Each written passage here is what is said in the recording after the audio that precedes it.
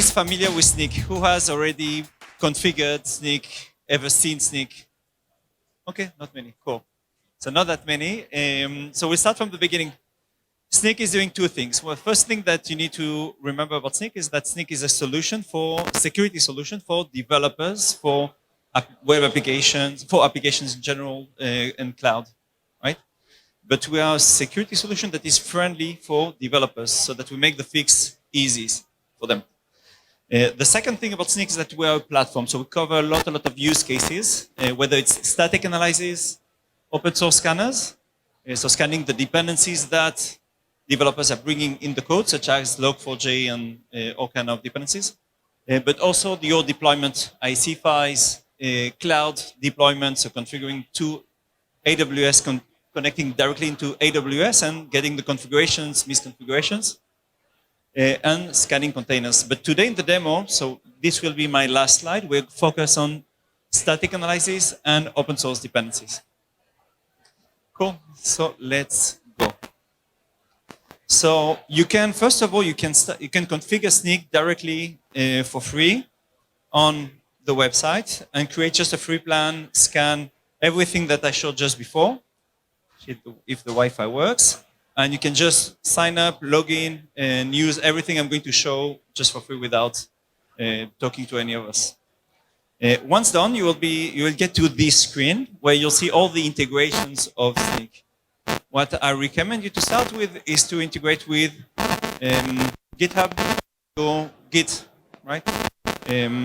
When scanning into GitHub, I'm going to see, when connecting to GitHub, so the authentication is super simple. I'm going to see all my repos that are sitting there. I'm going to select a few, add my repos, and Snyk is going to scan everything that is sitting there automatically, whether it is the static scanner, the static code, whether it is, so I'll show you here. So this is the code that the developers are writing, and we're going to see it in the demo, or the open source dependencies that they're bringing to the code. Or we're also scanning the Docker files and IC files. So let's take one example. By looking at the open source dependencies, which is usually a black box and we don't really understand what resides in it, I can understand that in this project, the developer is bringing all these dependencies that may bring transitive issues, right?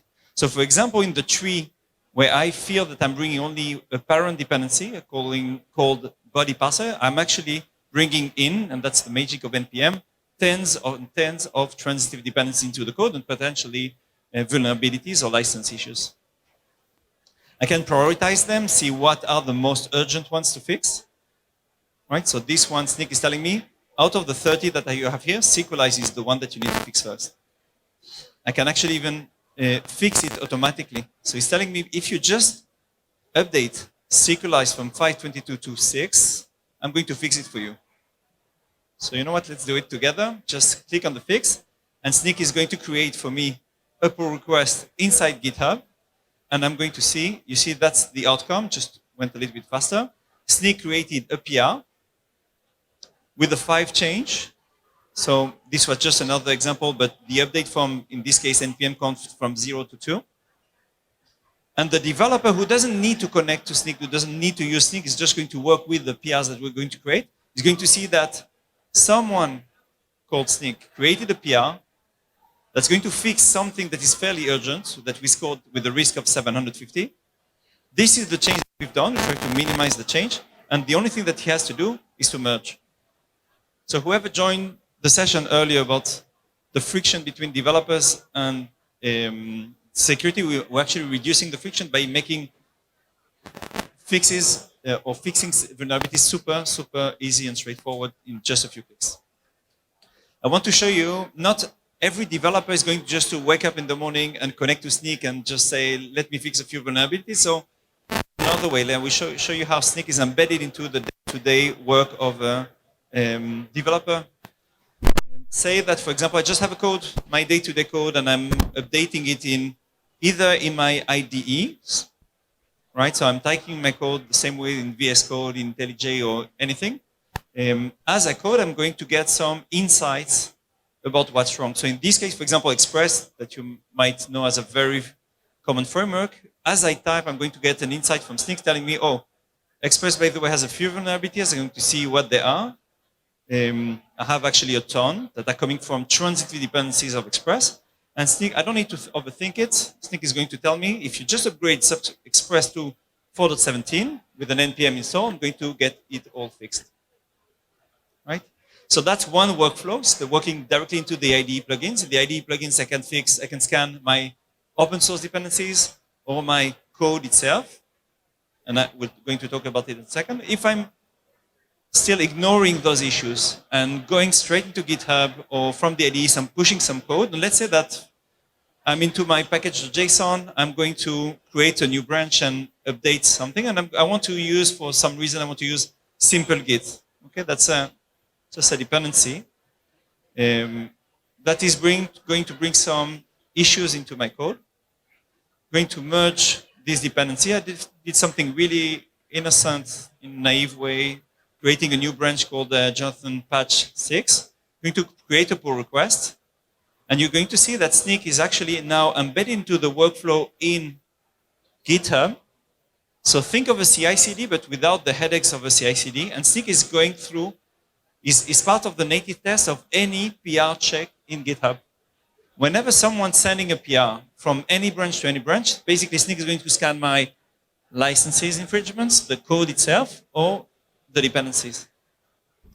So basically I'm getting a feedback that is good for the developers because it's instant. I understand what to fix. I'm getting the alert straight into GitHub. That's something I know. And it's good for the security team because we understand that we're preventing from something new to come up. And I'm blocking the developer only his or she's adding something, a new vulnerability that was not there before, right? So by leveraging the branch protection that you have in GitHub and in your Git, basically directly in the Git, in the SCM or Git, GitHub, GitLab, Azure, I'm basically preventing from anything new to come into my code, right? So very, very quick demo. So I'll just show you one last thing. So we talk here about open source. But guess what? A lot of vulnerabilities are coming from the static code. So if you look at, let me just take an example of a juice shop. And I'm going to look at the code that the developers wrote. In this case, could be Node.js, JavaScript, Java, anything. And how do we make the, horrible thing that we call security friendly for developers? So as a developer, I'm going to see that I have a cross-source scripting, but maybe that's Chinese for me. I don't really understand. Not every developer knows what's a cross-source scripting. So we try to make it easy for them to parse and understand. So I'm going to see that I have an input coming from a cookie that is going through a whole flow in 1, 2 files, set of modules and being sent into a database or back to a user in a web page. So that's really easy for me as a developer to read. I'm having a flow, input, sent, and what is Snyk telling me is that this input is being unsanitized. I don't need to understand the word cross-activity, but understand I need to sanitize it. I need to remove the slash, remove the any type of functions. To go deeper, Snyk is even going to give me some examples of how to fix a cross-activity. So a quick explanation of what it is and an example. But now let's say that I want to go take the team to the next level, or I'm onboarding some new developers and I want to teach them what is cross-activity. So you see that directly into the language. So I have here Node.js code with a cross-activity. Snyk is pointing me to a lesson of a cross-activity where I can actually simulate it and directly play with the system to learn as a developer what is a cross-activity, how to fix it. It's a 10-minute lesson, super, super friendly, and you will find them for free on a website called learn.snyk.io. I really invite you to play with it. They're super, super nice, even for not too technical people. And you will see tons of lessons per language with type of, and you can create all kind of courses. So you have JavaScript, Java, PHP, all the common languages that you have, and you can play with, learn about security. So this was a really quick 10 minutes hands-on on Snyk. If you have more questions, I will be just at the stand in the next corridor, and you're all welcome to talk with us. Thanks very much.